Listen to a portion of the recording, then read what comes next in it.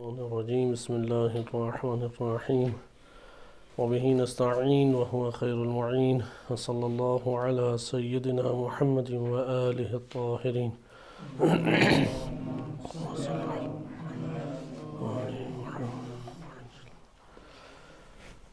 تفسیر قمی کا مقدمہ آپ کی خدمت میں پیش کیا جا رہا تھا۔ گزشتہ درس میں ہم نے منقطع اور معطوف کو مطالعہ کیا تھا کہ ایک آیت جس کا سلسلہ جاری ہے وہ منقطع ہو جاتی ہے، اس کے بعد ایک اور آیت اس کے درمیان میں اس کی گفتگو شروع ہوئی اور پھر جو سابقہ سلسلہ تھا اس کو دوبارہ سے آغاز کیا جاتا ہے۔ آج ہم جس نو کو پڑھ رہے ہیں وہ ہے کہ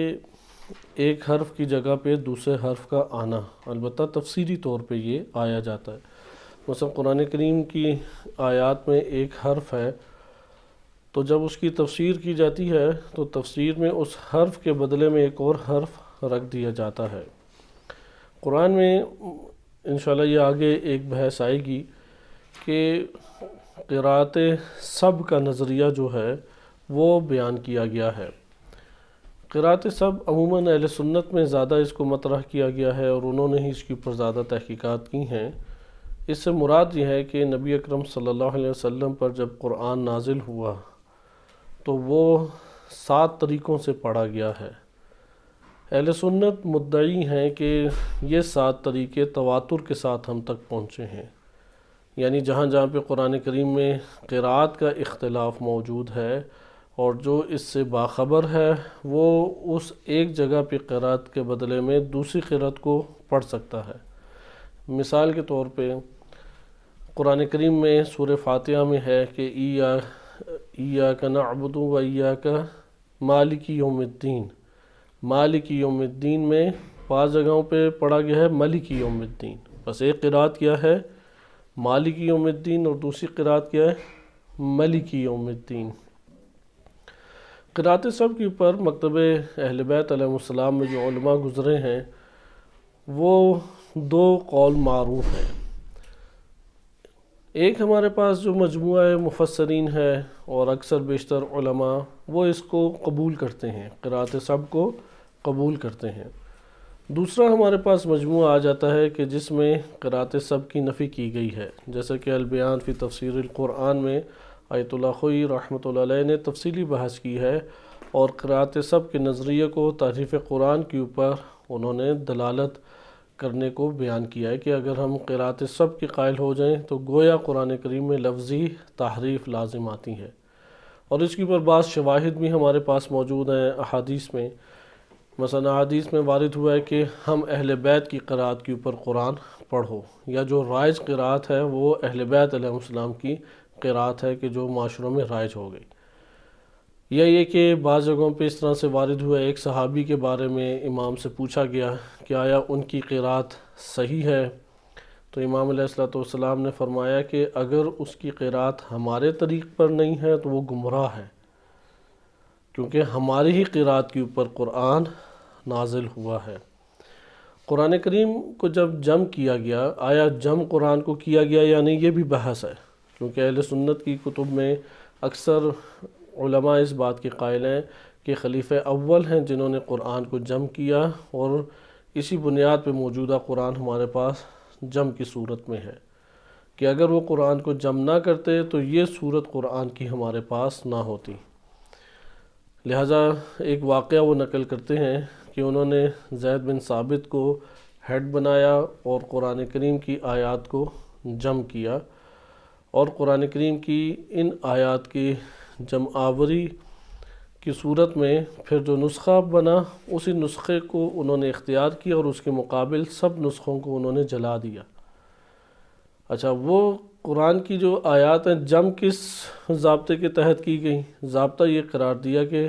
ہر وہ آیت جس کے اوپر 2 صحابی گواہی دیں کہ یہ قرآن ہے اس کو وہ بعنوان قرآن درج کر لیتے تھے۔ بہرحال ایک یہ ہمارے پاس رائے ہے۔ اس کے مد مقابل جو رائے ہے وہ یہ ہے کہ نہیں، قرآن کو نبی اکرم صلی اللہ علیہ وسلم نے جمع کیا اور جمع کی صورت میں مسلمانوں میں موجود بھی تھا، اور کتاب کا عنوان آتا ہی تب ہے کہ جب دفعتین یعنی 2 جلدوں کے درمیان اوراق ہوں، یعنی 2 جلدوں میں قرآن کے اوراق موجود تھے۔ اور قرآن میں خود اللہ تعالیٰ بھی فرماتا ہے کہ اس کا جمع کرنا ہماری ذمہ داری ہے، قرآن کا جمع کرنا ہماری ذمہ داری اور اس کی حفاظت بھی ہماری ذمہ داری ہے۔ یہ مطالب جو آپ کی خدمت میں ذکر کی جا رہے ہیں، اس کا ربط ہماری بحث سے اس لیے بنتا ہے کہ یہاں پہ 2 موضوعات انہوں نے ادھر ذکر کیے ہیں کہ جس سے بعض یہ استدلال کرتے ہیں کہ شاید یہاں پہ مثلا مقدمہ تفسیر قمی میں تحریف کی بات کی گئی ہے۔ تحریف کا نظریہ مسلمانوں میں کیا ہے اس کو میں ذکر کر دوں، البتہ ہم پہلے ایک پیراگراف پڑھ لیں تاکہ اس کی طرف آئیں کہ تفسیر کو کس طریقے سے ماضی میں جو کتابیں لکھی گئیں اس میں بیان کیا جاتا تھا۔ تفسیر قمی میں بیان کرتے ہیں علی بن ابراہیم قمی رحمۃ اللہ علیہ، وَأَمَّا مَا هُوَ حرف مکان حرف، کہ جہاں تک مکان حرف کی جگہ پہ ایک حرف کو لے کے آنا ہے تو فقولہ، اللہ سبحانہ وتعالیٰ کا ارشاد ہے، لِأَلَّا يَكُونَ لِلنَّاسِ عَلَيْكُمْ حُجَّةٌ إِلَّا الَّذِينَ ظَلَمُوا مِنْهُمْ، تاکہ لوگوں کے لیے تمہارے اوپر کوئی حجت نہ رہے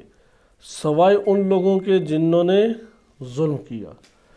اب آپ اس جگہ پہ آیت کو غور سے دیکھیں، سورہ بقرہ آیت نمبر 150 ہے۔ یہ پہلے بھی عرض کی تھی کہ قرآن کو اپنے ہاتھوں میں ضرور رکھیں، قرآن آپ کے پاس کل سے ضرور ہونا چاہیے، اس لیے اس آیت کے اوپر دقت کریں، کیونکہ قرآن کو آپ کھولیں گے، اس کو پڑھیں گے، اس پہ نگاہ ڈالیں گے، ہر چیز عبادت ہے، اس کا رکھنا، اس کا کھولنا، اس کو دیکھنا، اس کو پڑھنا، ہر چیز عبادت ہے، اس لیے قرآن کل حتماً اپنے ہمراہ لے کے آئیں۔ اس آیت میں آپ غور کریں کہ سورہ ہمارے پاس بقرہ آیت نمبر 150 ہے، لِأَلَّا يَكُونَ لِلنَّاسِ عَلَيْكُمْ حُجَّةً إِلَّا الَّذِينَ، یہاں پہ اللہ پہ توجہ کریں، اللہ کے حرف کی جگہ پہ لا کو رکھا گیا ہے، یعنی اب کیا ہے، یعنی وَلَا الَّذِينَ ظَلَمُوا مِنْهُمْ، صحیح، اِلَّا الَّذِينَ ظَلَمُوا مِنْهُمْ، سوائے ان لوگوں کے، اللہ کا ترجمہ ہم کرتے ہیں سوائے، تاکہ تمہارے اوپر لوگوں کی کوئی حجت باقی نہ رہے۔ اب آیا ادھر یہ کہا جا رہا ہے کہ لوگوں کی تمہارے اوپر کوئی حجت باقی نہ رہے، ہاں حجت ان کی باقی رہے گی کہ جنہوں نے ظلم کیا، یا یہ کہا جا رہا ہے کہ نہ لوگوں کی تمہارے اوپر حجت باقی رہے اور نہ جن لوگوں نے ظلم کیا ان کی حجت باقی رہے۔ تو یہاں پہ اب تفسیر کیسے کریں گے، یعنی وَلَا الَّذِينَ ظَلَمُوا مِنْهُمْ، اللہ کی جگہ پہ کیا رکھ دیا، حرف نفی کو، حرف کو رکھ دیا۔ بعض اوقات لا کئی معنی میں آتا ہے، لا کبھی نفی کے معنی میں آتا ہے، کبھی زائدہ کے معنی میں بھی آتا ہے، اس طرح سے لا کی اقسام ہیں۔ بہرحال اس جگہ پہ اللہ کی، آپ ابھی ادھر یہ غور کریں، ہم تفسیر کے چونکہ مرحلے میں نہیں ہیں، صرف اس میں شاہد مثال دیکھیں، کیونکہ آگے گفتگو طویل ہے اور اس میں اگلا جو پیراگراف آ رہا ہے اس کے اوپر ہماری گفتگو زیادہ چلے گی،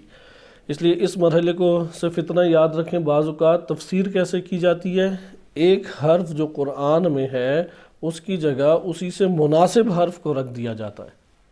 درست ہے، جیسے اللہ کی جگہ پہ کیا حرف رکھ دیا، لا۔ یہ جو طریقہ کار ہے بیان کا، یہ شیعہ سنی قدیمی کتابوں میں رائج طریقہ کار ہے، احادیث مبارکہ میں جو تفسیر وارد ہوئی ہے اس میں بھی یہ طریقہ کار مل جاتا ہے، لہٰذا وَلَا الَّذِينَ ظَلَمُوا مِنْهُمْ۔ اسی طریقے سے ایک اور آیت ہے سورہ نمل آیت نمبر 10 اور 11، ارشاد باری تعالیٰ ہوتا ہے، یا موسیٰ لا تخف انی لا یخاف لدی المرسلون الا من ظلم، اے موسیٰ گھبراؤ نہیں، میرے پاس جو رسول بھیجے گئے ہیں مرسلین وہ گھبراتے نہیں ہیں، خوف نہیں کھاتے، اے موسیٰ خوف نہ کھاؤ کیونکہ میرے پاس کوئی خوف نہیں کھاتا، یعنی اللہ سبحانہ وتعالیٰ جب اپنی طرف بلاتا ہے تو خوف زدہ کر کے نہیں بندے کو بلاتا، مانوس اس کو کرتا ہے اور اس کے وجود سے خوف کو بھگا دیتا ہے۔ پھر ہے کہ الا من ظلم، سوائے اس کے کہ جس نے ظلم کیا، ظالم کو تو ڈرنا چاہیے۔ اب یہاں پہ الا کی جگہ انہوں نے لا رکھا ہے، ولا من ظلم۔ اگلی آیت دیکھیں، بس ادھر بھی الا کی جگہ کیا تبدیل کیا انہوں نے؟ حرف۔ تفسیر کرتے ہوئے الا کی جگہ، یعنی بعض ایسے مقامات ہیں جہاں پہ آپ حرف کو تبدیل کر کے اگر دوسرا مناسب حرف رکھیں تو اس سے معنی آپ کے لیے کاملاً آشکار ہو جائے۔ یا وقولہ، اللہ سبحانہ وتعالیٰ کا فرمان ہے، وما كان لمؤمن ان يقتل مؤمنا الا خطأ، مومن کے لیے جائز نہیں ہے کہ وہ کسی مومن کو قتل کرے مگر یہ کہ اس سے خطا سرزد ہو جائے۔ مثلا آپ شکار کے لیے پرندے کو گولی مار رہے تھے اور وہ کسی مومن کو لگی اور وہ مر گیا، تو اس میں آپ کا قصد نہیں تھا، ارادہ بھی نہیں تھا، توجہ بھی نہیں تھی، یہ قتل خطا کہلائے گا۔ کہتے ہیں مومن کو نہیں قتل کیا جا سکتا، اللہ تعالیٰ نے مومن کی جان مال عزت کی حرمت کو برپا کیا ہے، یعنی حرام قرار دیا ہے کہ کوئی مومن کی جان مال عزت کے اوپر ہاتھ ڈالے۔ یعنی ولا خطا، ادھر بھی اللہ کے حرف کی جگہ پہ کون سا حرف لے آئے تفسیر کرتے ہوئے؟ لا، ولا خطا۔ وقولہ، اسی طرح اللہ سبحانہ وتعالیٰ کا فرمان ہے، لا یزال بنیانہم الذی بنوا ریبۃ فی قلوبہم الا ان تقطع قلوبہم۔ یہاں پہ آپ لفظ الا دیکھیں، الا کی جگہ انہوں نے حتی، یعنی حتی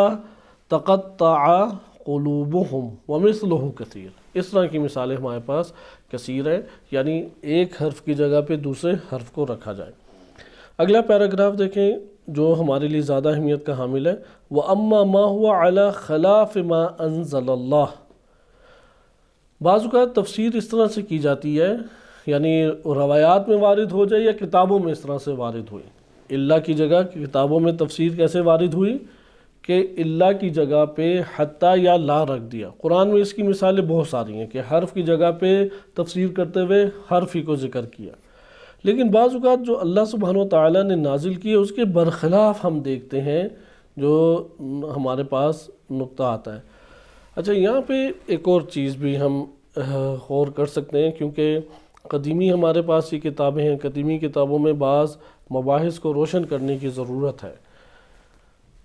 آیا یہ جو ما ہوا حرف و مکان حرف کہا گیا ہے کہ حرف کی جگہ پہ حرف کو آپ رکھ دیں،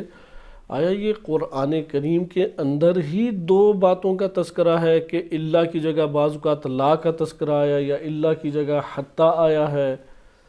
اور دو طرح سے ہمارے پاس یہ آیت کریمہ پہنچی ہے؟ جو معروف ہمارے پاس قرات ہے اس کے مطابق اللہ ہے، جو نادر ہمارے پاس قرات ہے یا شاذ قرات ہے اس میں لا ہے یا حتی ہے، یا نہیں؟ ائمہ اطہار علیہ السلام نے اس جگہ پہ تفسیر کی اور تفسیر کرتے ہوئے حدیث میں اللہ کی بجائے لا کے ذریعے سے تفسیر کی گئی یا اللہ کی بجائے حتی کے ذریعے سے تفسیر گئی۔ یا تیسرا احتمال ہے کہ نہیں، مفسر نے یہ کام کیا، وہ جو اصحاب ائمہ علیہ السلام کے دور میں علماء تھے یا بعد میں مفسرین آئے، انہوں نے جب تفسیر کو کیا، تفسیر مزجی کی کہ قرآن کی آیات کو بریکٹیں لگا کے تفسیر انہوں نے کی، تو انہوں نے اللہ کی بجائے لا یا اللہ کی بجائے حتی یا اس طرح سے حرف کی جگہ بجائے حرف رکھ دیا۔ ادھر ہمارے پاس پہلے دو قول زیادہ قوی ہیں، اگر کیونکہ عرض کیا کہ تیسری اور چوتھی صدی ہجری میں شیعہ سنی دونوں کے نزدیک جو رائج روش عالم اسلام میں پائی جاتی تھی وہ ایک چیز کی تشریح یا تفسیر وہ حدیث کے ذریعے کی جاتی تھی، یعنی منہج روائی و منہج حدیثی شیعہ سنی دونوں میں رائج تھا، روش روائی و روش حدیثی شیعہ سنی دونوں میں رائج تھا۔ اس لیے پہلے دو ہمارے پاس احتمال موجود ہیں، یعنی ممکن ہے کہ دو قراتوں کی طرف اشارہ ہو، ایک معروف ہے جیسا کہ ہم پڑھ رہے ہیں اور ایک اس کے مقابلے میں شاذ ہے یا نادر ہے، اور حرف کے بجائے حرف کو تبدیل کر دیا۔ اور یہ بھی ہو سکتا ہے کہ ائمہ اہل بیت علیہ السلام نے اس کی گویا تفسیر بیان کی۔ اس کو ہم انشاءاللہ تفصیل کے ساتھ پڑھیں گے کہ جب اہل بیت علیہ السلام آ کے ایک آیت کریمہ کی تشریح یا تفسیر بیان کرتے ہیں، آیا وہ تفسیر ہے یا تعویل ہے یا جری روایات ہے؟ اس مسئلے کو علامہ طباطبائی رحمۃ اللہ علیہ نے سب سے بہترین حل کیا۔ مثلاً والشمس وضحاها والقمر اذا تلاها، اب بعض روایات میں بالفرض اس طرح آ جاتا ہے کہ شمس سے مراد نبی صلی اللہ علیہ وسلم ہے اور قمر سے مراد امام علی علیہ السلام ہے۔ آیا یہ تفسیر ہے یا یہ تعویل ہے یا یہ جری روایات ہے؟ علامہ طباطبائی رحمۃ اللہ علیہ نے جو نتیجہ اخذ کیا ہے اس کے مطابق یہ جری روایات ہے۔ اگر آپ عمومی رائے دیکھیں تو وہ تفسیر کہتے ہیں۔ اب استدلالی گفتگو ہم انشاءاللہ تعالی آگے کریں گے۔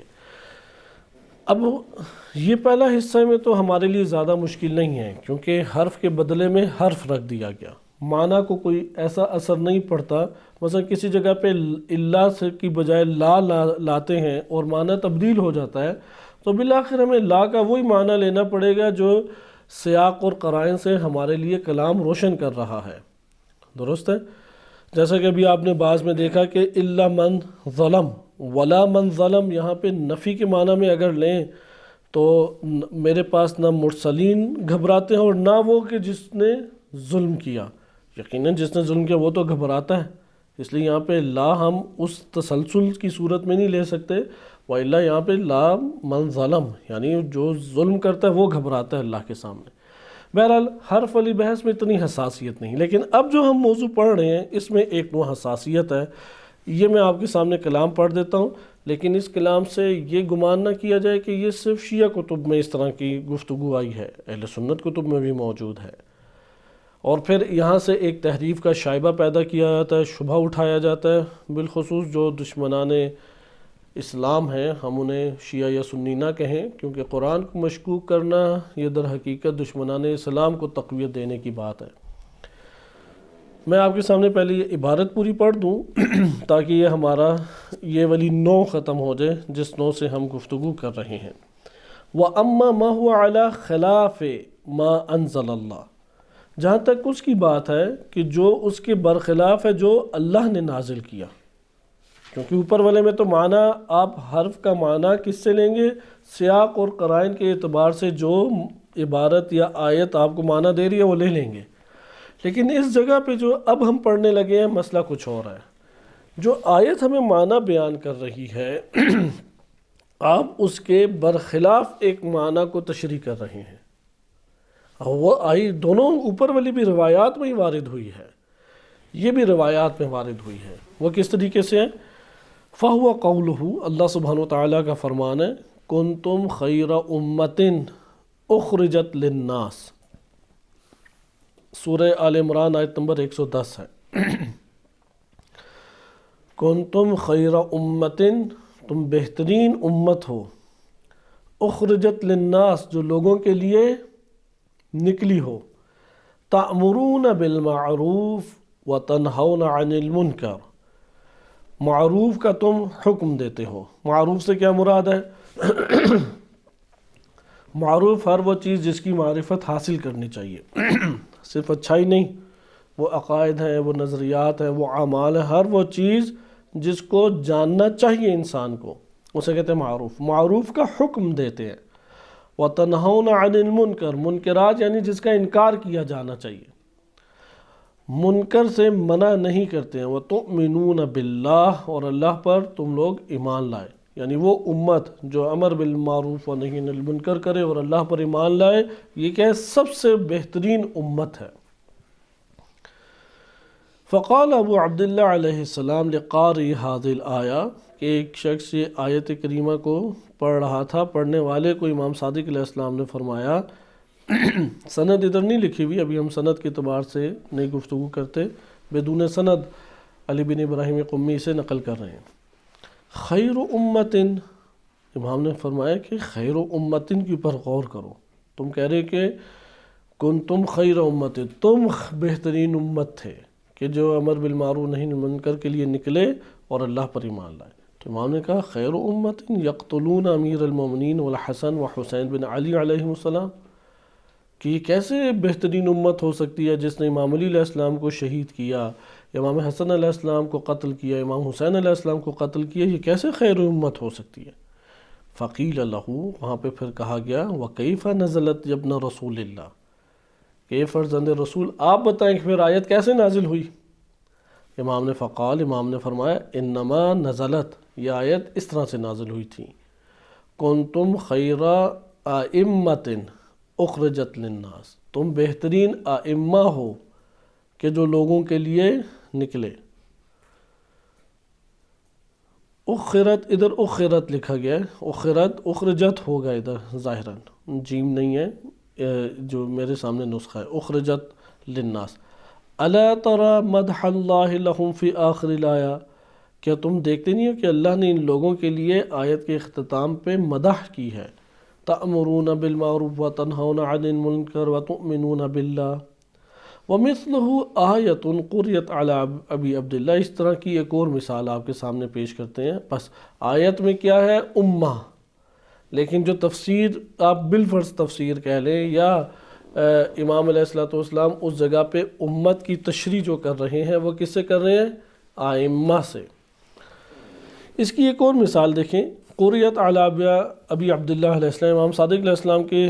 خدمت میں یہ آیت پڑھی گئی، الذین یقولون ربنا، آیت نمبر سورہ فرقان آیت نمبر 74 ہے، سورہ فرقان آیت نمبر 74، الذین یقولون ربنا ہب لنا من ازواجنا وذریاتنا قرۃ اعین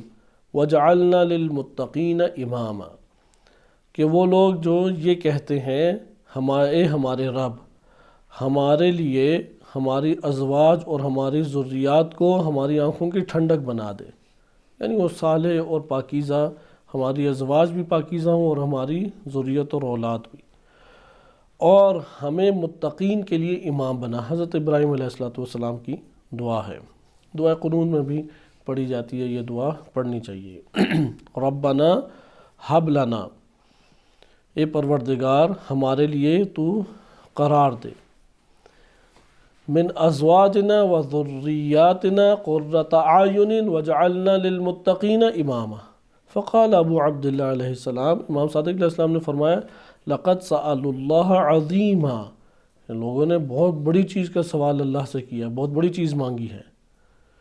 ان یجعلہم للمتقین اماما، کہ متقین کے لیے انہیں امام قرار دے دیا جائے۔ فقیل لہو یا ابن رسول اللہ کیف نزلت، اگر یہ ہے اس جگہ پہ، یعنی ایک عام فرد کیسے یہ کہہ سکتا ہے مجھے متقین کا امام بنا دیں؟ تو امام صادق علیہ السلام سے پوچھا یا امام آپ بتائیں پھر یہ کیسے نازل ہوئی؟ فقال، امام نے فرمایا انما نزلت والذین یقولون ربنا ہب لنا من ازواجنا وذریاتنا قرۃ اعین واجعلنا من المتقین اماما، کہ اور وہ لوگ یہ کہتے ہیں کہ ہمارے رب ہمارے لیے ہماری ازواج اور ذریت کو آنکھوں کی ٹھنڈک بنا اور ہمارے لیے تو قرار دے، ہمارے لیے وجعل، ہمارے لیے تو قرار دے۔ اوپر آیت میں کیا این یجعلہم، اور ان کو ہماری ذریت کو ہمارے لیے کیا کر دے؟ متقین کے لیے امام بنا ہماری ذریت میں سے۔ لیکن اس جگہ امام کیا اس کی تفسیر کر رہے ہیں کہ اے رب تو قرار دے متقین میں سے ہمارا لیے ایک امام۔ وقولہ، اسی طریقے سے ہے، لہو معقبات من بین یدیہ ومن خلفہ یحفظون من امر اللہ، سورۃ الرعد آیت نمبر 11 ہے، کہ لہو معقبات، کہ اللہ کے لیے معقبات ہیں، معقبات یعنی ایک فرشتے ہیں جو اللہ نے انسانوں کے لیے رکھ دی ہیں، آگے پیچھے انسانوں کے موجود ہیں، اس کی تفسیر پہلے بھی گزر چکی ہے فرشتوں کے ذیل میں، وہ اللہ کے حکم سے حفاظت کرتے ہیں، یعنی انسان کے لیے اللہ نے کیا ہے فرشتے قرار دیے ہیں، اس کے دائیں بائیں آگے پیچھے یہ فرشتے ہوتے ہیں، آگے پیچھے کا من بین یدیہ ومن خلفہ، اور انسان کی یہ فرشتے کیا کرتے ہیں؟ اللہ کے امر سے حفاظت کرتے ہیں۔ مثلا آپ دیکھتے ہیں کہ بعض اوقات شدید ایکسیڈنٹ ہوتا ہے اور کئی فٹ پیچھے جا کے گاڑی گرتی ہے، مثلا 30-40 فٹ، وہ بندہ ادھر سے زندہ نکل آتا ہے، ہلکی سی خراشیاں آئی ہوتی ہیں، اب یہ کیسے بچ گیا؟ اور بعض اوقات ایسا ہوتا ہے، یہ چند حوادث جو قم میں ہی ہوئے تو آپ کی خدمت میں ذکر کر دیں، مثلا ایک شخص ہے وہ موٹر سائیکل اندر کر رہا ہے، اس کی 4 سالہ بیٹی ہے، تو تو اندر کرتے ہوئے اب آپ دیکھتے ہیں تھوڑا سا ہی ایک جھٹکا ہلکا سا ہی ہوتا ہے، تو بیٹی کو تھوڑا سا لگ گیا ٹانگ کے پاس،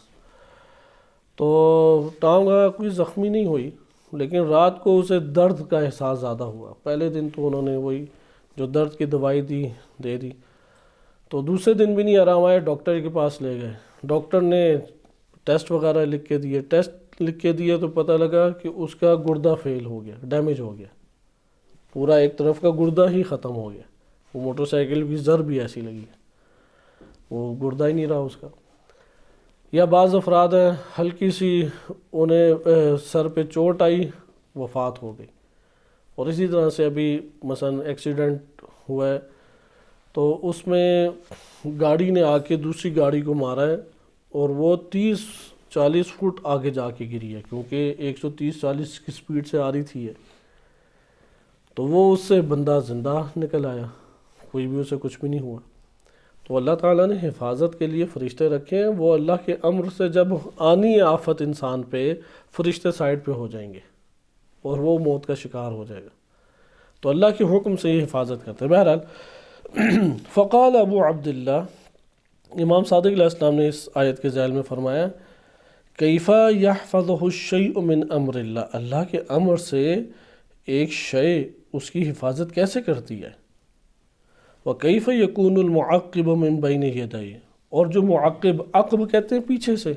کہتے ہیں جو پیچھے ہونے والا ہو پھر بین یدائی اس کے سامنے کیسے ہوگا اور معقب بھی ہو۔ فقیل لہ وَكَيْفَ يَكُونُ ذَلِكَ يَا ابْنَ رسول اللہ،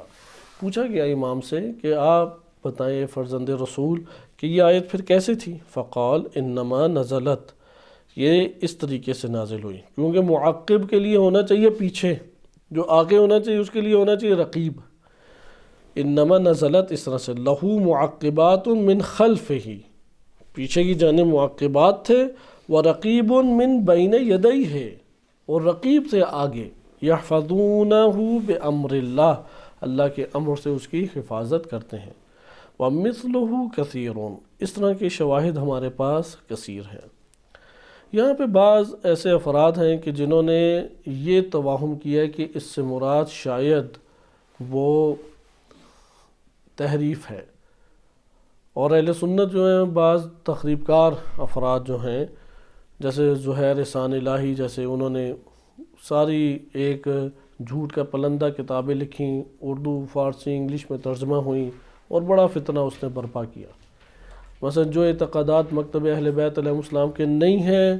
ان کو وہ لا کے اس نے اکٹھا کیا اور تہمتیں لگائیں، اور لوگوں کو بہت بڑے پیمانے پہ پاکستان میں گمراہ کیا، کہ اس کی تاثیر آج بھی ہم دیکھتے ہیں، کیونکہ شیعہ ہر جگہ تک نہیں پہنچ پاتے، تو وہ کتابیں ہر جگہ پہنچیں،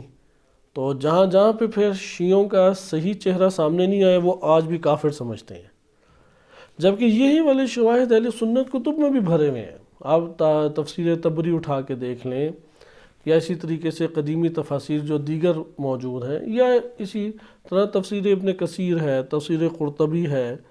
کہ یہ متاخر اور قدیمی تفاسیر ہمارے پاس موجود ہیں، یا بخاری مسلم میں جو حدیث کے ذیل میں تفسیر کی گئی ہے، یا محدثین نے جو اپنی کتابوں میں حدیث کے زمرے میں آنے والی آیات کی تفسیر کی، آپ کو شواہد اس طرح کے مل جائیں گے۔ علامہ طباطبائی رحمۃ اللہ علیہ نے اس مسئلے کو آ کے حل کیا، حتیٰ مکتبہ تشیع میں بھی بعض افراد اس سے یہی استنباط لیا کہ شاید ان آیات میں تحریف ہوئی ہے، کنت خیر امتن تھا اور خیر ائمتن کر دیا گیا، ائمتن تھا امتن کر دیا گیا، یا اسی طریقے سے جو آیت ہے کہ وجعل لنا من المتقین اماما تھا، لیکن ان یجعلہم للمتقین اماما کر دیا، ان یجعلہم للمتقین اماما کر دیا گیا، یا اسی طرح سے کہ رقیب ہٹا دیا گیا، وجعلنا للمتقین اماما، تو وجعلنا للمتقین اماما جو ہے اس کو کیا کر دیا گیا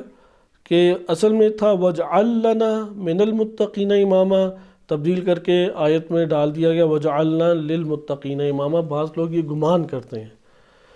یہ بات درست نہیں ہے،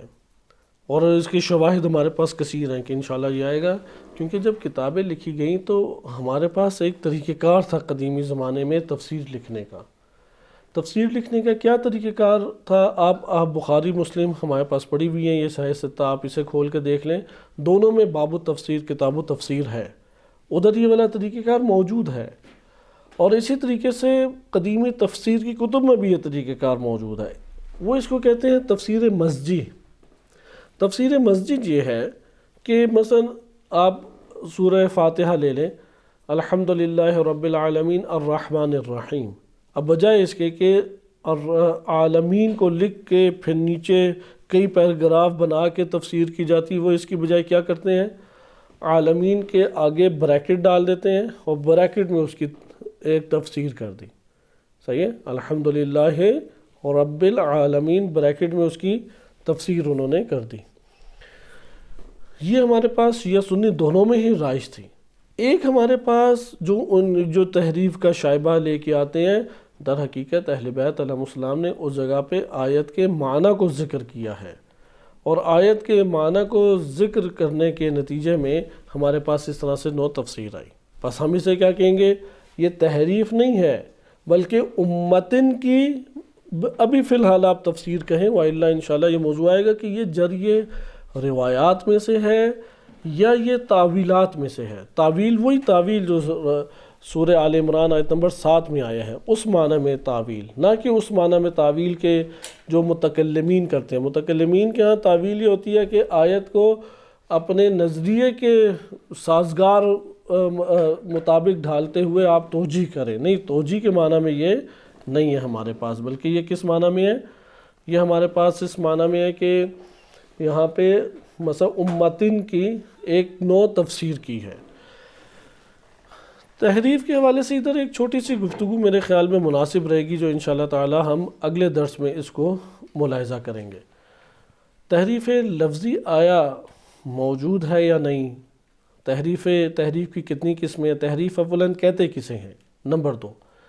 تحریف کی 2 قسمیں عام سننے کو ملتی ہیں، تحریف لفظی اور تحریف معنوی۔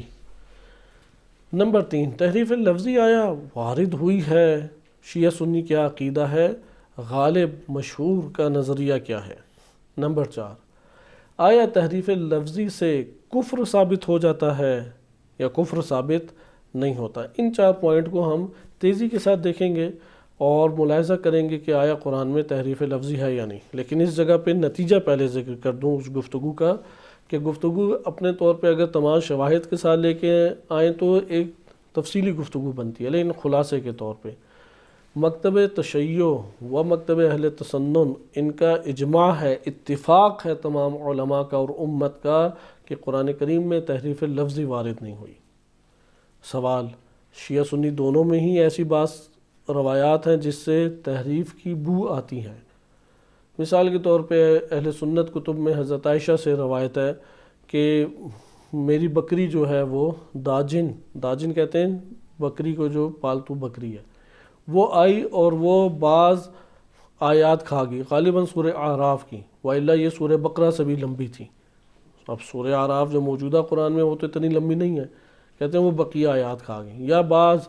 ایسے ہیں کہ حضرت عمر نے جیسے دعویٰ کیا کہ آیت رجم وہ قرآن تھی، لیکن موجودہ دور میں قرآن تو نہیں ہے۔ اب اہل سنت نے اس کے اوپر پھر اب حضرت عمر کے قول کو وہ رد نہیں کرتے، انہوں نے اس کے اوپر نیا اجتہاد کیا اہل سنت نے، اور کہا کہ ایک قرآن وہ ہے کہ جس کا حکم بھی باقی ہے اور قرات بھی باقی ہے، اور ایک وہ قرآن ہے جو بعنوان قرآن نازل ہوا تھا،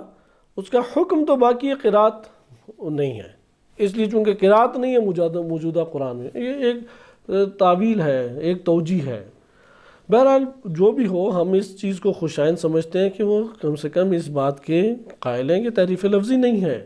اب مثلا اب یہ آیت ہے، اگر یہ آیت کو ہم مان بھی لیں بالفرض، کیونکہ ایک تو سند کے بغیر ہے، نمبر 2 بالفرض اگر ہم مان بھی لیں، اب کیوں ہمارے پاس بقیہ موارد ابھی موجود ہیں کہ یہ تفسیر ہے، یہ جری روایات ہے، یہ تعویل ہے، یہ تینوں ہمارے پاس پہلو موجود ہیں کہ ہم اس آیت کے دامن میں اسے رکھ سکیں۔ لیکن اگر بالفرض اگر کوئی شبہ بھی کھڑا کرتا ہے تو ہم یہ کہیں گے کہ اس روایت کی پھر توجیہ کی جائے۔ خلاصہ کلام کہ اگر ایسی روایت ہمیں مل جاتی ہے شیعہ سنی کتب میں، جیسے اہل سنت کتب بھی بھری ہوئی ہیں ایسی احادیث سے، صحیح سند احادیث ہیں، بخاری مسلم میں ہی وارد ہوئی ہیں. جیسے بخاری میں وارد ہوا ہے کہ حضرت عبداللہ بن مسعود وہ آخری عمر تک یعنی اپنی وفات تک اس بات کے قائل تھے سورۃ الفلق و سورۃ الناس یہ قرآن نہیں ہے. وہ مانتے ہی نہیں تھے، اس لیے ان کا فتویٰ بھی یہ تھا کہ اگر کوئی سورۃ الفلق اور سورۃ الناس قرآن نماز میں پڑھتا ہے اس کی نماز باطل ہے، کیونکہ وہ قرآن ہی نہیں ہے. اور اس کے اوپر آج اہل سنت کے شاذ و نادر افراد موجود بھی ہیں. مثلا مجھے اچھی طرح یاد ہے سعودی عرب سے، کیونکہ اردو ترجمہ قرآن چھپتا ہے، اس کا جو حاشیہ تھا اس حاشیے میں محشی نے یہ خود لکھا ہوا تھا کہ میری نظر بھی یہی ہے. اب بقیہ اہل سنت آ کے اب یا عبداللہ ابن مسعود کا انکار کریں، صحابی ہے وہ اتنے بزرگ، کیونکہ قرآن کے بڑے قراء میں سے ہیں اور بڑے صحابیوں میں سے ہیں، اساتذہ و مفسرین قرآن میں سے ہیں، تو اہل سنت تو انکار نہیں کر سکتے جناب عبداللہ بن مسعود کا. اب اہل سنت اس کی کیا تعویل پیش کرتے ہیں؟ اہل سنت اس کی تعویل پیش کرتے ہیں کہ عبداللہ بن مسعود کو معلوم ہی نہیں تھا جب یہ 2 صورتیں نازل ہوئیں، بقیہ کو معلوم تھا، انہیں خبر ہی نہیں ہوئی. ایک طرف کہہ رہے ہیں کہ یہ اس فن کے ماہر ہیں، دوسری طرف تعویل کیا لا رہے ہیں؟ انہیں پتہ ہی نہیں لگا، خبر ہی نہیں ہوئی کہ یہ نازل بھی ہوئی ہے یا نہیں. بقیہ صحابہ کو پتہ تھا اس لیے انہوں نے مان لیا. کاتبان وحی اور یہ ان بزرگان میں سے جن کے ذریعے سے قرآن امت کے درمیان پھیلا. تفسیر میں جن بڑے نام آتے ہیں ان میں عبداللہ ابن عباس اور عبداللہ ابن مسعود ہیں. حتیٰ شیعہ کتب میں عبداللہ بن مسعود کی بہت ساری کتاب موجود ہیں. مکتب اہل بیت علیہ السلام شدت سے اس بات کے قائل تھے کہ یہ دونوں قرآن ہیں، یہ دونوں صورت قرآن کا حصہ اور قرآن اور صحیح سند روایات بھی ہمارے پاس موجود ہیں. خلاصہ کلام اس طرح کی اگر کوئی احادیث آ جائیں جو سنی کتب میں ہیں یا شیعہ کتب میں ہیں تو ہم ان روایات کو اولاً وہ شاذ ہیں، بالفرض سندن صحیح ہوں تو پھر وہ چونکہ ٹکراتی ہیں قرآن کریم سے اور جو متواتر احادیث ہیں اس لیے اس کو رد کر دیا جائے گا. نمبر 3 کہ ان روایات کی پھر توجیہ کی جائے گی. بہرحال اس کو اپنی جگہ پہ ہم دیکھیں گے. اس جگہ پہ ہمارے پاس یہ باب کھلتا ہے کہ تحریف کے عنوان سے ہمارے سامنے جو گفتگو آتی ہے اس کو انشاءاللہ اگلے اس میں حل کیا جائے گا. یہ 3 جو انہوں نے شاہد پیش کیے ہیں یا آگے آ رہا ہے وَهُوَ مَا هُوَ مُحَرَّفٌ مِّنْهُ، یعنی محرف ویسے کہتے ہیں کہ جس کو بدل دیا گیا ہو. تو اس کے ان 2 کے حوالے سے بقیہ گفتگو ہم کل کریں گے، کیونکہ ہمارے پاس تفسیر قمی بالخصوص، اسی طریقے سے الکافی میں بعض جو آیات کی شرح ہے جیسے اہل سنت کتب میں ہے، اس سے بعض لوگ یہ شائبہ سمجھتے ہیں کہ شاید یہاں پہ تحریف ہے. لیکن پھر عرض کروں کہ علامہ طباطبائی رحمۃ اللہ علیہ نے اس مسئلے کو سب سے بہترین طور پہ حل کیا ہے، اور انہوں نے ذکر کیا کہ یہ یا تو تعویل ہے یا جری روایات ہے. ان 2 سے کیا مراد ہے اس کو مختصر طور پہ کل ملاحظہ کریں گے. اور صلی اللہ علیہ سیدنا محمد و آلہ طاہرین.